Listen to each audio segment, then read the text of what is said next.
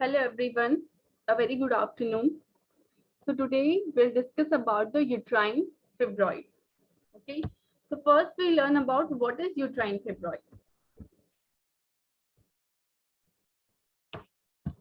So uterine fibroid is the most common benign, not cancerous tumor of a woman uterus. Okay, uterus, we can say uterus during the pregnancy is the womb, right? It consists of the muscular and usually grow inside the uterus. Okay, तो generally जो आपका fibroid uterus है ये एक benign tumour है, ठीक है. It's not a cancerous tumour, it's a benign tumour जो कि वुमन के यूट्रस में प्रेजेंट होता है. ओके, और ये कंसिस्ट होता है मसल्स एंड ये ग्रो करता है यूट्रस में. Fibroid or the tumor of the smooth muscle found in the wall of the uterus. Generally जो fibroids होते हैं uterus के walls में presence होते हैं, ठीक है, uterine wall में presence होते हैं. Fibroid are also called myomas. इन्हें हम myomas भी कहते हैं. They may grow as a single tumor or in a cluster. या तो एक सिंगल ट्यूमर की फॉर्म में ये ग्रो करते हैं या फिर बहुत सारे ट्यूमर एक साथ बंच करके जिसे हम क्लस्टर कहते हैं, ठीक है. It is size range widely from a small tumor the size of the pea, a large tumor almost the size of the uterus. Okay, जो small size होता है like a pea size, okay, और large tumors like a size of the uterus. तो इतना ये large हो सकता है. Understood? Now the definition of the uterine fibroid. So fibroid is a leiomyoma, benign. Benign means a non-cancerous tumor from the smooth muscles tissue. यानी कि ये non-cancerous tumors होते हैं smooth muscles से ये ग्रो करते हैं. That originate from the smooth muscle layer, और ये ओरिजिनेटेड होते हैं स्मूथ मसल लेयर से. ओके, स्मूथ मसल लेयर से ये ओरिजिनेटेड होते हैं, ठीक है. और ये नॉन कैंसरस ट्यूमर होते हैं जिन्हें हम लियोमायोमा बिनाइन कहते हैं. Okay, the malignant version of a fibroid is extremely common and term as leiomyosarcoma. Okay, जो मैलिग्नेंस होते हैं the malignance version of the fibroid, यानी कि फिब्रॉइड का जो मैलिग्नेंट वर्जन होता है वो अनकॉमन होता है. जनरली बिनाइन लियोमायोमा प्रेजेंस होते हैं फिब्रॉइड की फॉर्म में, ठीक है. तो जो मैलिग्नेंस होते हैं यानी जो कैंसर सेल्स होती हैं वो बहुत ही एक्सट्रीमली रेयर प्रेजेंस होती हैं जिसे हम लियोमायोसार्कोमा कहते हैं. Understood? Other name, other common name of the uterine fibroid is uterine leiomyoma, myoma, fibromyoma, and fibroleiomyoma. So these are the other name of uterine fibroid. Okay. Now, the incidence of the uterine fibroid. Uterine fibroid are common. As many as 1 in a 5 women may have a fibroid during their childbearing age. The time after starting menstruation for the first time and before menopause. तो generally जो uterine फिब्रॉइड्स होते हैं 5 women में से 1 women को child bearing as के time यानी कि जब उनके मेंस्ट्रुएशन स्टार्ट होते हैं तब से लेके और मेनोपॉज होने तक, यानी मेनोपॉज होने से पहले तक उन्हें कभी भी फिब्रॉइड हो सकता है, ठीक है.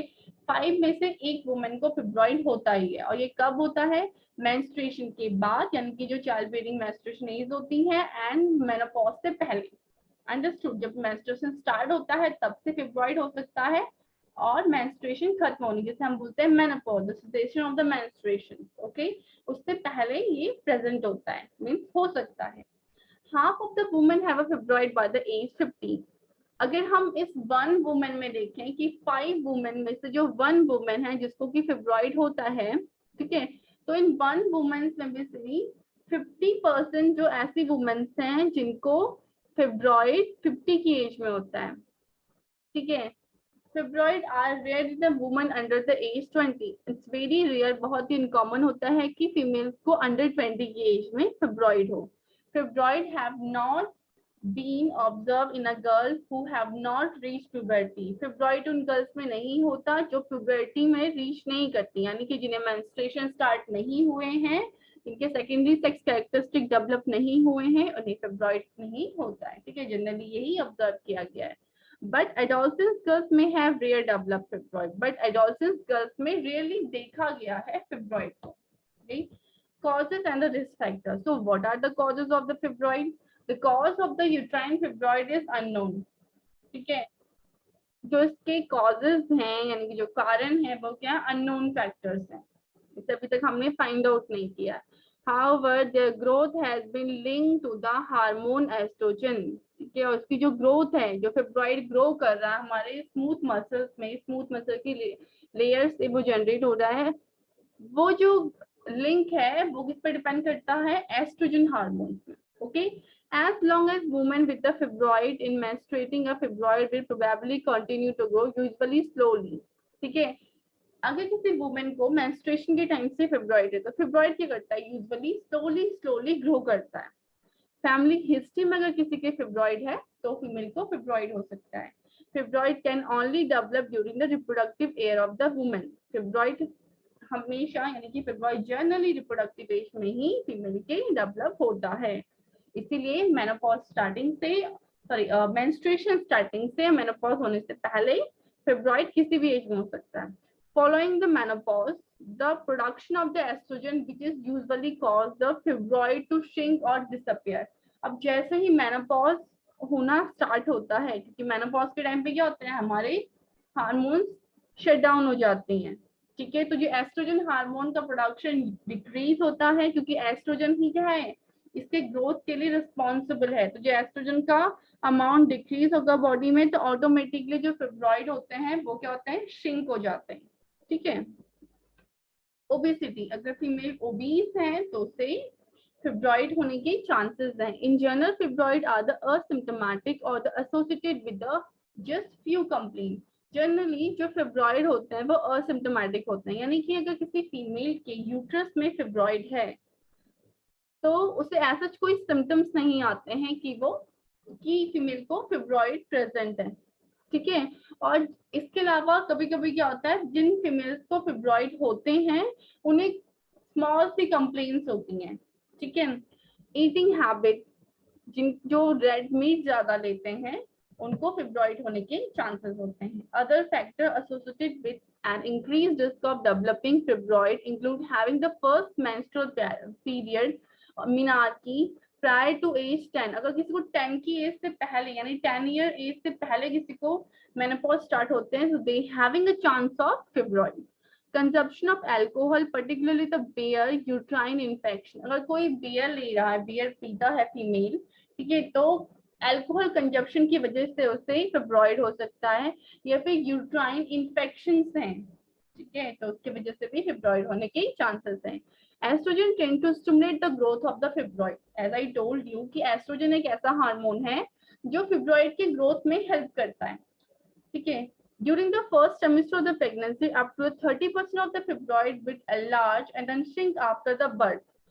So, because during pregnancy क्या होता है, आपके एस्ट्रोजन प्रोजेस्टेरोन हार्मोन इंक्रीज होते हैं, एक पीक लेवल तक जाते हैं, तो ड्यूरिंग प्रेगनेंसी फर्स्ट ट्राइमेस्टर से लेकर एंड तक क्या होता है, वो इंक्रीज करता है, और उसके बाद बेबी के डिलीवर्ड होने के बाद ऑटोमेटिकली वो श्रिंक हो जाता है। वो इंक्रीज इसलिए करता है क्योंकि एस्ट्रोजन का अमाउंट बॉडी में बढ़ जाता है, ठीक है।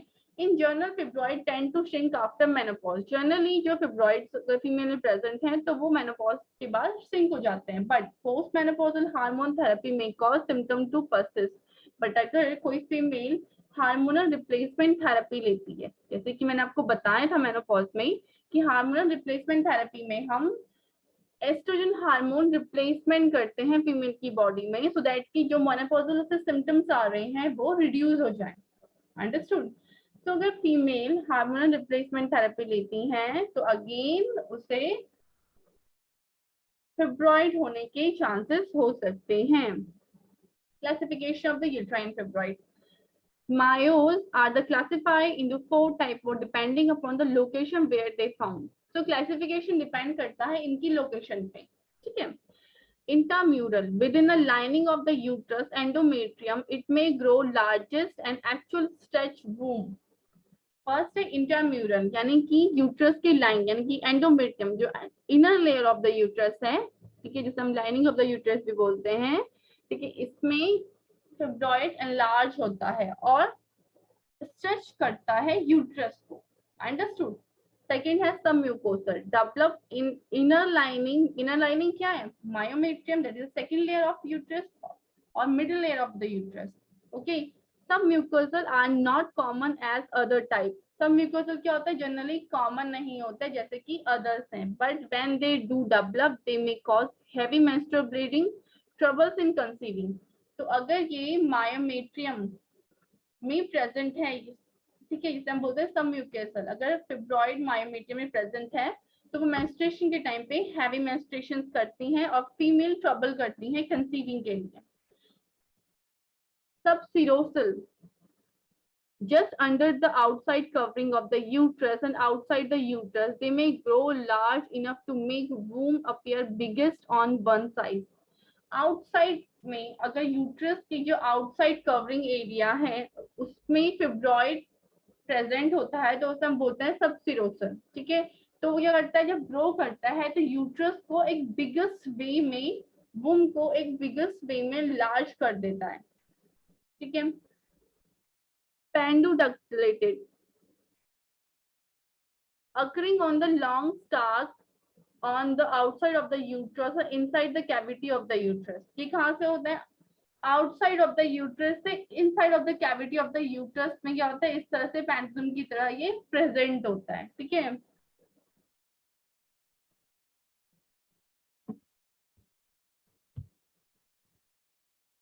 ये दिख रहा है आपको इस तरह से यहाँ पे। ठीक है, ये इंट्राम्यूरल है, दैट मीन एंडोमेट्रियम में।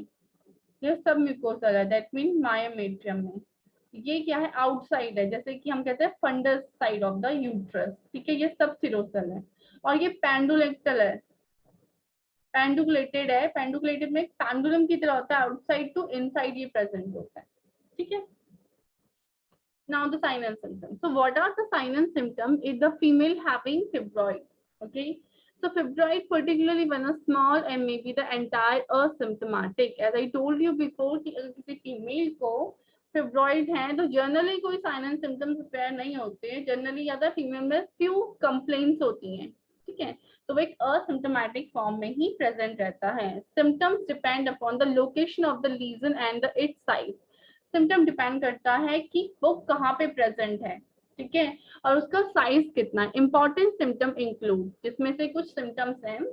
Abnormal uterine bleeding is the most common symptom of a fibroid. अगर एबनॉर्मल यूट्राइन ब्लीडिंग है तो is the most common symptom of the fibroid. Constipation and the hemorrhoid also the another sign and symptom of the fibroid. Okay, किसी female को अगर constipation रहती है या haemorrhoids होते हैं तो क्या है? फिब्रॉइड का साइन एंड सिम्टम है। हैवी और पेनफुल पीरियड, अगर किसी को बहुत ज्यादा ब्लीडिंग होती है और बहुत ज्यादा पेन होता है तो वही फिब्रॉइड का साइन है। एबनॉर्मल डिस्कम्फर्ट और ब्लॉटिंग, एबनॉर्मल डिस्कम्फर्ट होता है, एब्डोमेन ब्लॉटिंग करता है, another sign of fibroid. Painful defecation, backache, ठीक है, कमर में दर्द होना, डेफिकेशन के टाइम पे पेन होना, प्रोलॉन्ग पीरियड और स्पॉटिंग बिटवीन मेंसेस, लंबे समय तक पीरियड होना या फिर पीरियड के बीच में स्पॉटिंग होना। यूरिनरी फ्रीक्वेंसी और रिटेंशन, बहुत ज्यादा यूरिनेशन या फिर रिटेंशन ऑफ यूरिन होना, यानी कि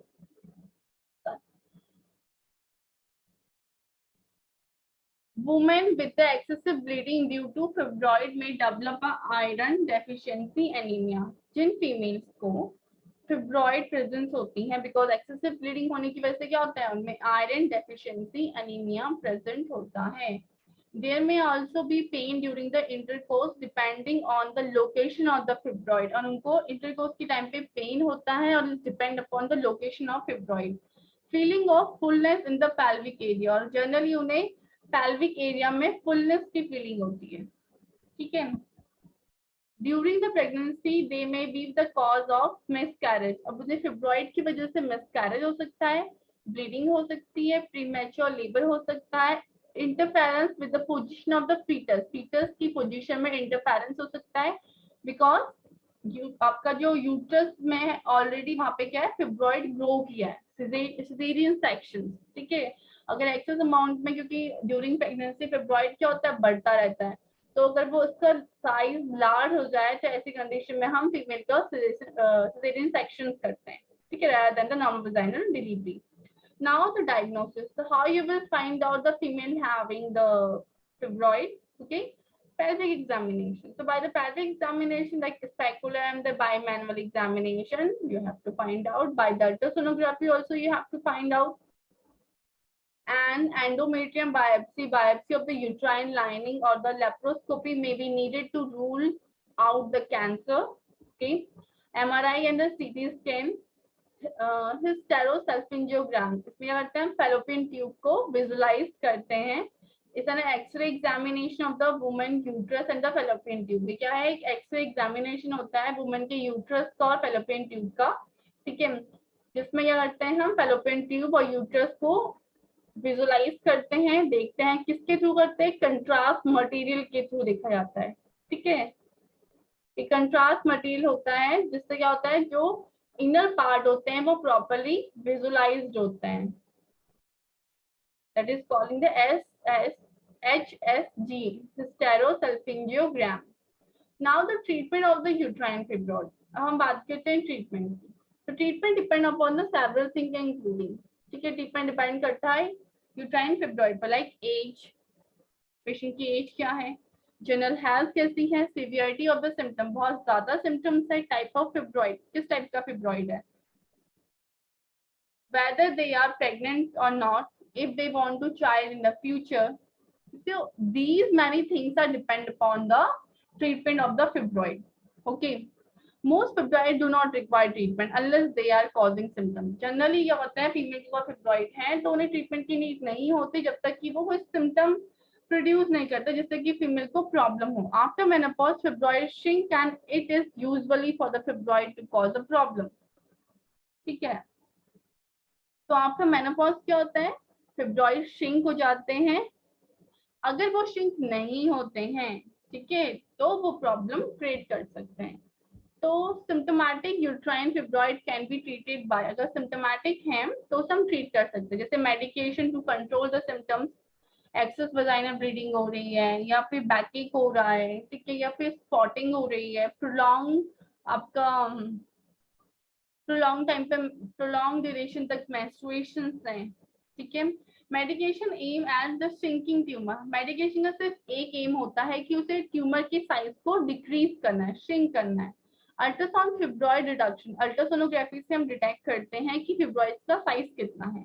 The various surgical added method to reduce the blood supply of the fibroid, और there's very different kind of the surgical method जिसकी वजह से हम जो मीन्स वेन और आर्टरी ब्लड सप्लाई कर रही है पर्टिकुलर फिब्रॉइड को, उसको क्या करते हैं हम लाइगेट कर देते हैं या फिर हमसे कट कर देते हैं उस सप्लाई को, ठीक है.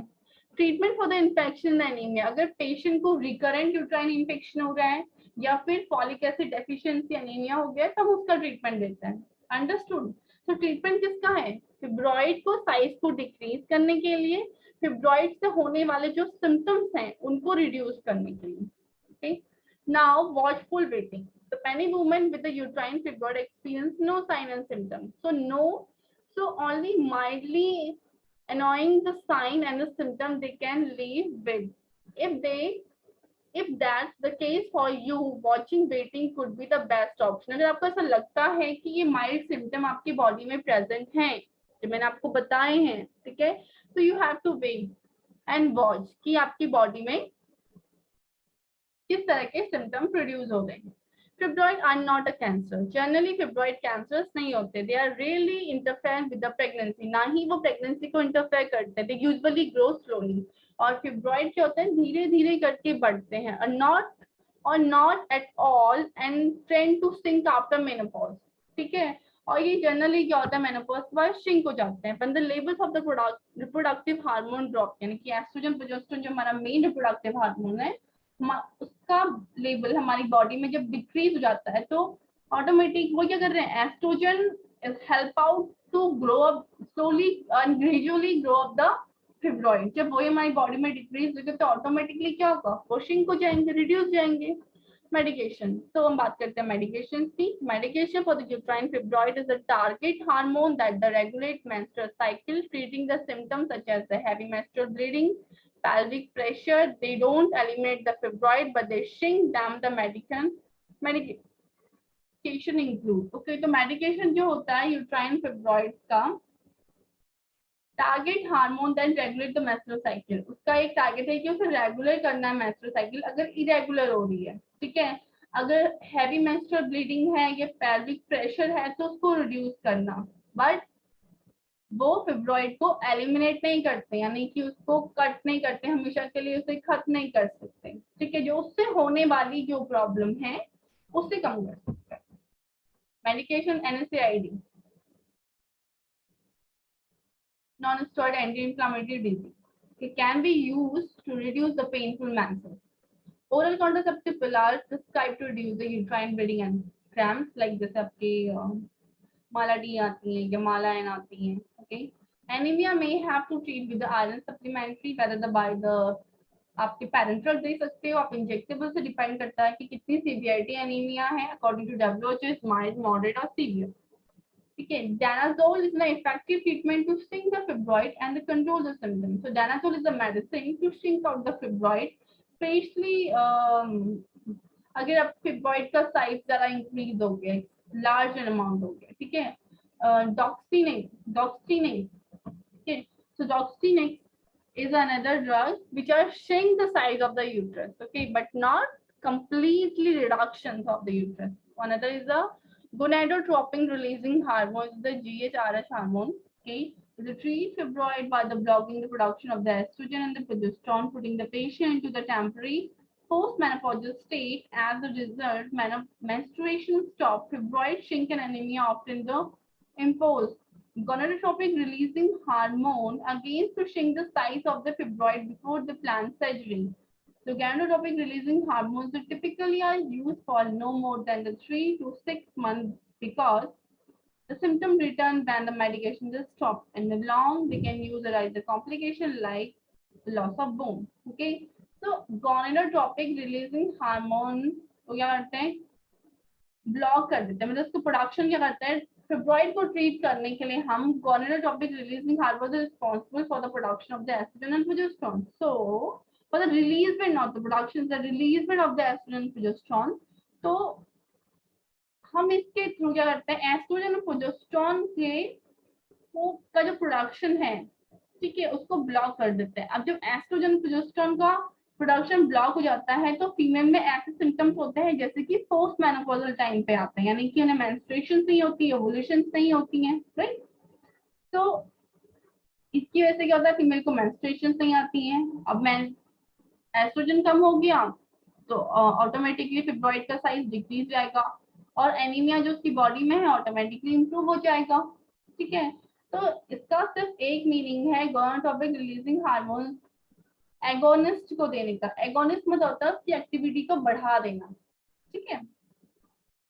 तो वो क्या करता है कि प्रोडक्शन ऑफ एस्ट्रोजन प्रोजेस्टेरोन को डिक्रीज कर देता है। जीएच हार्मोन की, gonadotropin रिलीजिंग हार्मोन की प्रेजेंस में जो एस्ट्रोजन प्रोजेस्टेरोन होते हैं वो डिक्रीज होते हैं। अब जो डिक्रीज होते हैं तो वो मेनोपॉज वाली स्टेज क्रिएट करते हैं, यानी कि फीमेल को ओवुलेशन नहीं होंगे, मेंस्ट्रुएशन नहीं होंगे, तो ऑटोमेटिकली क्या होगा, एस्ट्रोजन का साइज डिक्रीज हो गया तो फिब्रॉइड का साइज डिक्रीज हो जाएगा, ठीक है। हम ये क्यों कर रहे हैं, सिर्फ उसके साइज को डिक्रीज करने के लिए, ओके। सर्जरी प्लान करने से पहले अगर फॉर एग्जांपल हम किसी फीमेल की सर्जरी प्लान कर रहे हैं, किसी फिब्रॉइड है, she having a more complication due to other fibroid, तो हम सर्जरी से पहले ही प्लान करते हैं gonadotropin रिलीजिंग हार्मोन्स एंटागोनिस्ट को देने के लिए, okay. Means we can say that before planning the surgery and we can see the effect, okay. अगर उसका इफेक्ट है तो then okay, then we will not go for the surgery because no need to cut out the fibroid from the body, okay. Then अगर वो कोई interference नहीं कर रहा है। एंड अनदर थिंग इज, अगर हम gonadotropin रिलीजिंग हार्मोन देते हैं किसी फीमेल को तो हम 6 मंथ से ज्यादा नहीं दे सकते। उससे क्या होता है, उसके बाद हमारी बॉडी में डिफरेंट साइड इफेक्ट्स आते हैं, जैसे कि लॉस ऑफ बोन, ठीक है। हमें 6 मंथ में स्टॉप करना है, प्रोलॉन्ग टाइम तक हम इसे नहीं दे सकते, जनरली 3 to 6 मंथ तक ही देते हैं, उसके बाद हम नहीं दे सकते। अगेन अगर दोबारा से होता है फिब्रॉइड, आपने गोनाडोट्रोपिक रिलीजिंग हार्मोन दिया, फिब्रॉइड सप्रेस हो गया, मेनोपॉजल कंडीशन आ गई, there is no any ovulation, there is no any menstruation, आपने उसे स्टॉप कर दिया, 6 मंथ तक दिया, 3 और 6 मंथ तक। उसके बाद अगर अगेन अगर वो ग्रो कर रहा है, ठीक है, और फीमेल को प्रॉब्लम हो गई, तो हम उसे प्रोलॉन्ग टाइम तक नहीं दे सकते, तो ऐसी कंडीशन में फिर सर्जरी ही करेंगे, बिकॉज अगर हम प्रोलॉन्ग देंगे तो उससे साइड इफेक्ट्स क्या आएंगे, बोन लॉस हो जाएगा, ठीक है। Progestin releasing intrauterine device IUD. A progestin releasing intrauterine device can relieve the heavy bleeding cause of the fibroid. A progestin released intrauterine device provide a symptom relief only and does not shrink fibroid and make them disappear. Okay. So progesterone release intrauterine devices हम use करते हैं कि fibroid की वजह से female को अगर heavy menstruation हो रही है, abnormal bleeding हो रही है, स्पॉटिंग्स हो रही है, prolonged menstruations है, तो वो जो सिम्टम्स है रिलीफ हो जाए। इसका मतलब ये नहीं है कि फिब्रॉइड उससे कम हो जाएगा या फिर डिसअपियर हो जाएगा। Okay, other medication like the oral contraceptive and the progestin can help to control the menstrual bleeding but they don't reduce the fibroid size. इसके अलावा हम ओरल मेडिसिन दे सकते हैं, अदर मेडिकेशन जैसे ओरल कॉन्ट्रासेप्टिव पिल्स हो गए, oestrogen, progesterone, but वो सिर्फ मेंस्ट्रुअल ब्लीडिंग को कंट्रोल करते हैं, वो फिब्रॉइड की साइज को डिक्रीज नहीं करते हैं। Okay, now the hormonal treatment. So another is the hormonal treatment like ulipristal acetate, aromestate inhibitor, progesterone antagonists have been shown to decrease the size of the uterine fibroid as so personal. Minimize the invasive procedure, like certain procedure can destroy the uterine fibroid without actually removing them through the surgery. बहुत से ऐसे procedures हैं जो बिना surgery के हम uterine fibroid के size को डिक्रीज कर सकते हैं, जैसे कि यूट्राइन आर्टरी इमोबिलाइजेशन। ओके, तो इसमें क्या करते हैं, हम एक्सरे करते हैं एक हाई रेज कैमरा से, x ray camera to guide the train specialist to introduce a catheter. तो ये एक्सरे क्या करता है, जो पर्सन इस प्रोसीजर को कर रहा है उसको गाइड करता है कि कहाँ पे फिब्रॉइड है, किस कहाँ पे उसे ये करना है, ठीक है। तो इसमें क्या करता है, वो इंट्रोड्यूस करता है कैथेटर को 1 मिलीमीटर इन द डायमीटर, जिसका डायमीटर 1 मिलीमीटर होता है, ठीक है, into the uterine artery to deliver the particle. तो वो यूट्राइन आर्टरी में उस कैथेटर को इंसर्ट करता है और उस पर्टिकुलर जो पार्टिकल वो डिलीवर करना चाहता है यूट्राइन के साइज को श्रिंक करने के लिए, वो उसे डिलीवर करता है। Small particle embolic agent are inject into the artery supplying the uterus.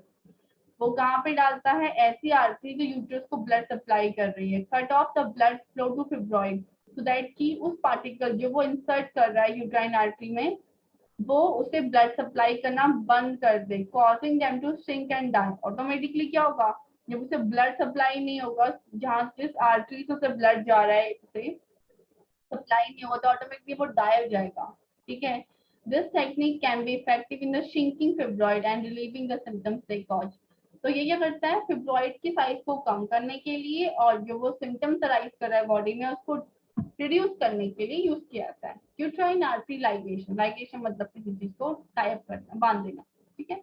तो laparoscopic occlusion of the uterine artery to limit the blood supply to the uterus. तो इसमें क्या करते हैं, लेप्रोस्कोपी के थ्रू, लेप्रोस्कोप से हम देखते हैं यूट्राइन आर्टरी कहाँ पे है, और उसको वहां से क्या करता है, सर्जिकल स्मॉल सर्जरी के थ्रू हम क्या करते हैं, ट्रांसवजाइनली या फिर लेप्रोस्कोपिक भी, दोनों तरह से क्या कर सकते हैं हम, या तो ट्रांसवजाइनली हम देखते हैं उस आर्टरी को, या फिर हम लेप्रोस्कोप के थ्रू आर्टरी देखते हैं, और इफेक्टिवली हम क्या करते हैं, जो आर्टरी जो ब्लड सप्लाई कर रही है उसे टाई कर देते हैं, यानी बांध देते हैं। जैसे कि कॉन्ट्रासेप्टिव के परमानेंट मेथड पे हम क्या करते हैं, टुबैक्टमी वैसेक्टमी करते हैं ना, तो टुबैक्टमी में हम क्या करते हैं, जो ट्यूबल्स होते हैं, ट्यूब्स हैं, उन्हें टाइप कर देते हैं, रिंग के थ्रू टाइप कर देते हैं, एज लाइक हम इसमें भी टाइप कर देते हैं, ठीक है। जिससे ब्लड सप्लाई स्टॉप हो जाती है, नैरो होगी तो ब्लड सप्लाई प्रॉपर जाएगी नहीं, ऑटोमेटिकली वो श्रिंक होना स्टार्ट हो जाएगा। Radio frequency ablation. So in this technique, the fibroid is shrunk by the inserting a needle-like device into the fibroid through the abdomen, heating it with the radio frequency electrical energy to cause the necrosis of the cells. Okay. The treatment is the potentially option for the women who have fibroid, have a completed child bearing and want to avoid a hysterectomy.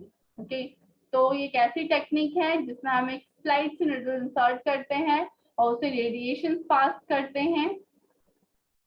एक needle like devices होता है, ठीक है, जिससे हम radiation पास करते हैं। उस रेडिएशन से क्या होता है, जो लार्ज अमाउंट का जो लार्ज साइज का जो फिब्रॉइड है वो क्या होता है, रिड्यूस हो जाता है। ठीक है, हम ये किसके ऊपर करते हैं, जिन फीमेल्स की चाइल्ड बेयरिंग एज कंप्लीट हो चुकी है, अब जो चाइल्ड नहीं चाहती हैं और हिस्टेक्टमी को अवॉइड करवा रही है, क्योंकि अब चाइल्ड बेयरिंग एज कंप्लीट हो गई है तो जनरली क्या होता है, यूट्रस अगर निकाल भी दिया जाए बॉडी से तो उसका कोई ऐसा हमें साइड इफेक्ट नहीं होते हैं। ठीक है, स्लाइड चेंजेस आते हैं बॉडी में हमारे। तो फीमेल जो अवॉइड करती हैं हिस्टेक्टमी की प्रोसेस को, यानी कि रिमूवल ऑफ यूट्रस की प्रोसेस को, उसमें हम रेडियो फ्रीक्वेंसी एब्लेशन कर सकते हैं। Now the myomectomy, there are the several way to perform the myomectomy including the hysteroscopic myomectomy, laparoscopic myomectomy, abdomen myomectomy. Myomectomy is a surgery to remove one or more fibroid. It is usually recommended when more conservative treatment options fail for the women who want to fertile, preserving surgery, or who express desire to retain the uterus. ठीक है, जो female जो चाहती हैं कि वो hysterectomy ना करें, या ऐसे फीमेल जो कहते हैं फर्टाइल होना चाहती हैं, जिन्हें फर्टिलिटी में प्रॉब्लम आ रही है, किसकी वजह से, फिब्रॉइड के साइज इंक्रीज होने की वजह से, तो उनका क्या करते हैं, हम फिब्रॉइड को रिमूव कर देते हैं, जिसे हम मायोमेक्टमी बोलते हैं, हिस्टेरोस्कोपिक मायोमेक्टमी बोलते हैं। लेप्रोस्कोपिक के थ्रू करें तो लेप्रोस्कोपिक मायोमेक्टमी बोलाता है। एब्डोमेन कट ओपन सर्जरी की जाती है तो एब्डोमेन मायोमेक्टमी कहा जाता है। तो इट्स काइंड ऑफ सर्जरी जहाँ पे कि हम फिब्रॉइड को रिमूव करते हैं। ठीक है, ये is kind of more conservative treatment है आपका। अगर सारे ट्रीटमेंट फेल हो गए, जैसे आपने मेडिसिन दिया वो फेल हो गया, आपने रेडिएशन दिया वो फेल हो गया, लाइगेशन दिया वो फेल हो गया, अगर ईच एंड एवरीथिंग फेल हो गई है, जो कि प्रीवियस मैंने आपको पढ़ाया है, तो लास्ट में हम क्या करते हैं, मायोमेक्टमी कर देते हैं, फिब्रॉइड को रिमूव कर देते हैं। Okay, there are the three techniques and the types of myomectomy is the hysteroscopic myomectomy. The fibroid is removed by the use of the resectoscope and endoscope instrument insert through the vagina and the cervix. यानी कि ये जो endoscopic instrument होता है ये vagina के through, जैसे आपको इस पिक्स में दिखाई दे रहा है, वजाइना के थ्रू सर्विक्स में इंसर्ट किया जाता है। That can use a high frequency electrical surgery, electrical energy to cut the tissue. उस पर एक हाई फ्रिक्वेंसी इलेक्ट्रिकल एनर्जी होती है जो क्या करता है, कट कर देता है उस पर्टिकुलर फिब्रॉइड को। ठीक है, स्मॉल टिश्यूज से। ठीक है, stereoscopic myomectomies can be done as an outpatient procedure with either the local or the general anesthesia used. ये जनरली क्या है, ओपीडी पेशेंट प्रोसीजर है, यानी कि माइनर ओटी में हम इसे कंडक्ट कर सकते हैं। ठीक है, ये जनरल एनेस्थीसिया में ही कंडक्ट करवाया जाता है। Hysteroscopic myomectomy the most often recommended for the submucosal fibroid. जो सबम्यूकोसल, अब सबम्यूकोसल कौन सा है, यानी कि mid of the mid layer, यानी कि मायोमेट्रियम में जो प्रेजेंस होता है। ठीक है, उसके लिए एक ये इजी मेथड से रिमूव करने का। Laparoscopic myomectomy required a small incision near the level. Level में क्या करता है, यानी कि लेवल कहाँ, वो आपके अम्लाइकल साइड में। ठीक है, एक स्मॉल कट दिया जाता है और physician then insert a laparoscope into the uterus. और फिजिशियन क्या करता है, लेप्रोस्कोप को कट के थ्रू इंसर्ट करता है यूट्रस में and use a surgical instrument to remove the fibroid. और सर्जिकल इंस्ट्रूमेंट से रिमूव कर देता है फिब्रॉइड को। As with the hysteroscopic myomectomy, laparoscopic myomectomy is not generally used on very large fibroids, but इससे हम बहुत लार्ज अमाउंट, यानी कि लार्ज साइज का जो फिब्रॉइड होता है उससे हम रिमूव नहीं कर सकते हिस्टेरोस्कोपिक मायोमेक्टमी या लेप्रोस्कोपिक मायोमेक्टमी से। Understood? Now laparotomic myomectomy. So laparotomic myomectomy also known as the open and abdomen myomectomy. देखो, ओपन और एब्डोमेन मायोमेक्टमी हम तब करेंगे अगर साइज इतना ज्यादा बड़ा है कि हमें एब्डोमेन कट करके उसे निकालना है। अगर साइज स्मॉल है तो वजाइना के थ्रू निकाल सकते हैं, वजाइना इज ओपन ऑरिफिस। ठीक है, या फिर अम्लाइकल के साइड में 2 और 1 सेंटीमीटर बिलो एक स्मॉल कट देके उसे हम रिमूव कर सकते हैं, जैसे कि हम लेप्रोस्कोप से लाइगेशन करते हैं, यानी कि ट्यूबैक्टमी करते हैं, ट्यूब को लाइगेट कर देते हैं ना कॉन्ट्रासेप्टिव मेथड में, ऐसे ही होता है। तो अगर स्मॉल साइज है तो हम वहां से रिमूव कर सकते हैं, बट अगर लार्ज साइज है तो हमें एब्डोमेन कट करके ही रिमूव करना। So it is the most invasive surgery procedure to remove the fibroid. The physician make the incision in the abdomen wall and remove the fibroid from the uterus.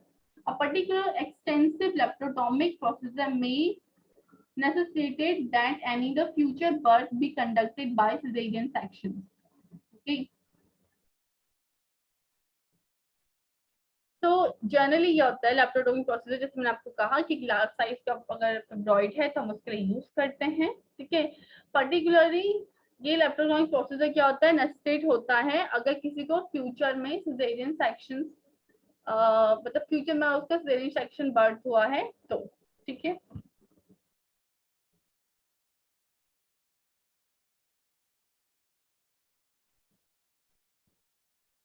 या फिर कोई future में caesarean section birth करवाना चाहता है, सिस्टेक्टमी is last option. आपका आपने removal कर दिया, लैप्रोस्कोपिक कर दिया, आपने एब्डोमेन से कर दिया, आपने मेडिसिन दे दिया, बस still symptoms are present, still the जो ग्रोथ है वो कंटिन्यू हो रही है, तो last option is hysterectomy only. Okay, hysterectomy is the complete removal of the uterus. Now the endometrial ablations and the resections of the submucosal fibroid.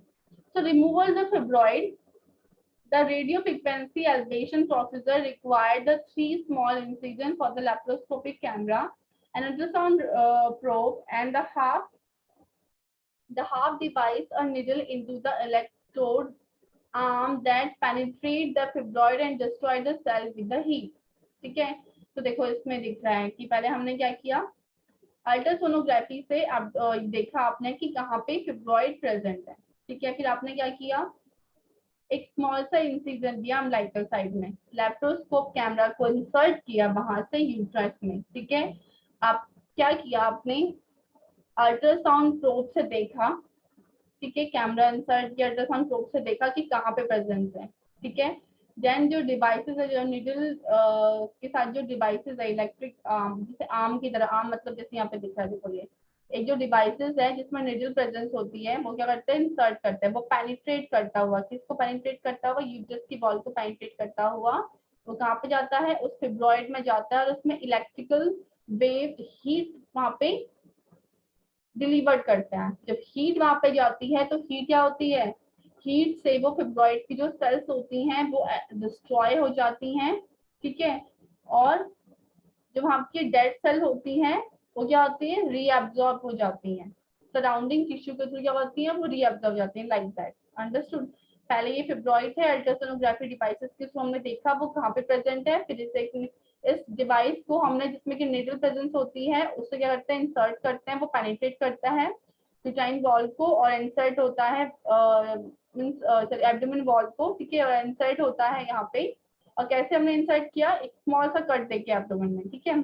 और वो क्या करेगा, जहाँ पे फिब्रॉइड है, फिब्रॉइड को पेनिट्रेट करेगा और उसके अंदर एक इलेक्ट्रिकल एनर्जी प्रोड्यूस करेगा, ये हीट प्रोड्यूस करेगा। अब देखो यहाँ पे हीट प्रोड्यूस हो गया, हीट प्रोड्यूस होने के जितनी भी सेल्स है वो डिस्ट्रॉय हो गई, और जो डिस्ट्रॉइड सेल्स होती हैं वो क्या होती है, जो सराउंडिंग टिश्यूज होती हैं उसके जो इंगल्फ कर ली जाती है, उनको रीअब्जॉर्प्शन जाता है। ये हमारी बॉडी का एक नॉर्मल प्रोसेस भी है, ठीक है। Myolysis. In this, the laparoscope procedure and the electrical current or the laser destroy the fibroid and shrink the blood vessels that feed them. ऐसी blood vessels जो उसे feed कर रही है, blood supply कर रही है, उसको ब्लॉक कर दिया जाता है, ठीक है, डिस्ट्रॉय कर दिया जाता है इलेक्ट्रिकल करंट के थ्रू, अंडरस्टूड।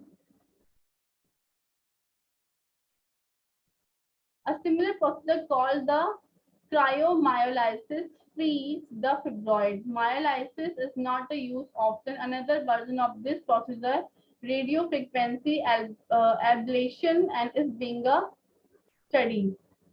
ठीक है, तो जनरली क्या होता है, इसमें एक इंसर्ट किया जाता है नेडल, और जहाँ पे कि वो जो ब्लड सप्लाई उसे कर रही है या फिर ब्लड सप्लाई जो वेसल्स कर रही है उसे भी, और जो फिब्रॉइड है वो भी, दोनों ही क्या होता है इलेक्ट्रिकल वेव के थ्रू डिस्ट्रॉय कर दी है, ठीक है। Magnetic resonance guidance focus ultrasound, ठीक है, तो ये एमआरआई के थ्रू हम देखते हैं कि कहाँ पे fibroid presence है, okay। Uterine fibroid and pregnancy can interfere with the implantation of the ovum, okay। तो uterine fibroid और प्रेगनेंसी, ठीक है। तो इसमें क्या होगा, interfering with the implantation of the ovum.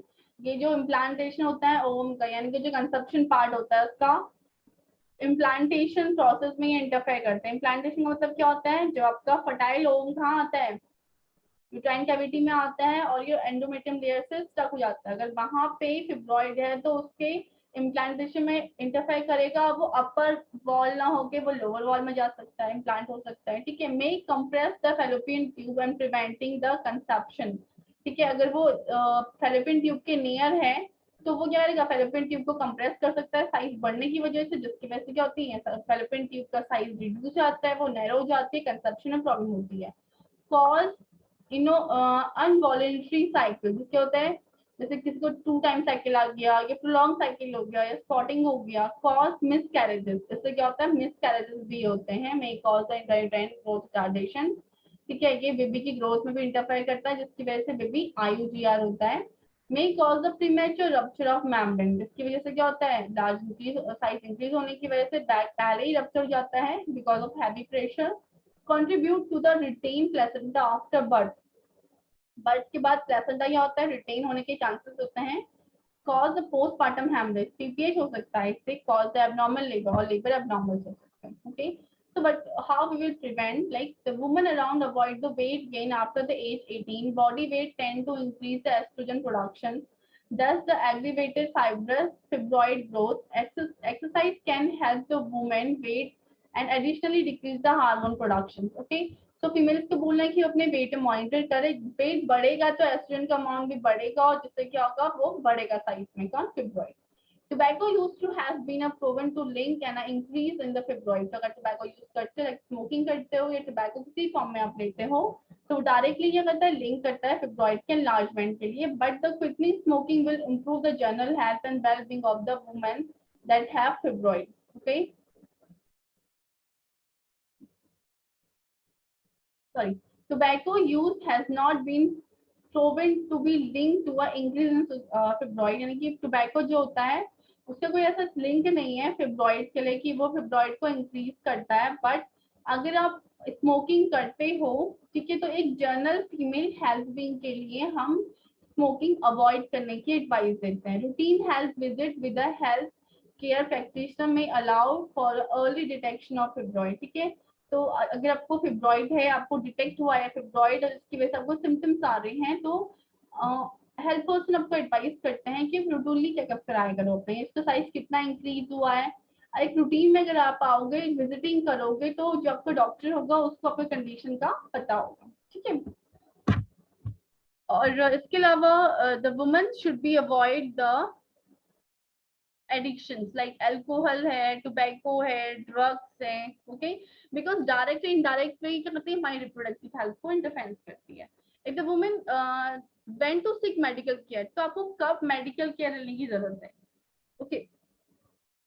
Regular होते हैं heavy menstruation, bleeding between the period, अगर पीरियड के टाइम पे बहुत ज्यादा ब्लीडिंग हो रही है। पेल्विक और एब्डोमेन पेन, आपको पेल्विक पेन होता है या एब्डोमेन पेन होता है। फीवर होता है नाइट स्वेट, आपको नाइट में स्वेटिंग होती है, फीवर हो जाती है, ओके। इंक्रीज एब्डोमेन गर्ड, अगर आपको एब्डोमेन साइज इंक्रीज हो रहा है। Concern about the pregnancy of the inability to become a pregnant, अगर आप कंसर्न हो कि आपको प्रेग्नेंट होना, आप कंसीविंग नहीं कर पा रहे, ठीक है।